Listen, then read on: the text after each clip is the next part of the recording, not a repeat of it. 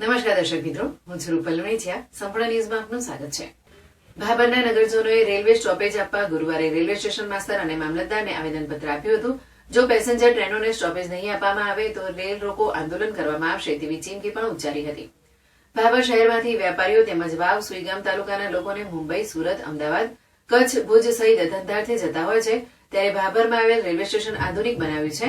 અહીંથી પસાર થતી પેસેન્જર ટ્રેનોમાંથી એક જ ગાંધીધામ, પાલનપુર લોકલ ટ્રેનને સ્ટોપેજ આપવામાં આવ્યું છે. તેમજ ભુજ બરેલી, ભુજ બાંદ્રા, ભુજ અમદાવાદ, પાલનપુર ભુજ સહિત અનેક પેસેન્જર ટ્રેનો પસાર થતી હોવા છતાં કોઈપણ ટ્રેનોને સ્ટોપેજ ભાભરમાં મળી નથી. આ બાબતે ભાભરના નગરજનો દ્વારા રાજ્ય સરકાર, કેન્દ્ર સરકાર સુધી ભાભરના દરેક સમાજના આગેવાનોએ, વિવિધ સંસ્થાઓ, રાજકીય આગેવાનો દ્વારા લેખિતમાં રજૂઆત કરવા છતાં ભાભરને સ્ટોપેજ ન મળતા બનાસકાંઠા સાંસદ પરબતભાઈ પટેલને પણ રજૂઆત કરાઈ હતી. આ બાબતે પરબતભાઈ પટેલે કેન્દ્ર સરકારને પત્ર લખીને રજૂઆત કરવા છતાં માંગ ન સંતોષાતા વેપારીઓ અને નગરજનોમાં રોષ ફેલાયો છે અને ભાભર મામલતદાર તેમજ રેલવે સ્ટેશન માસ્તરને ગુરુવારે આવેદનપત્ર આપી અલ્ટિમેટમ આપવામાં આવ્યું હતું.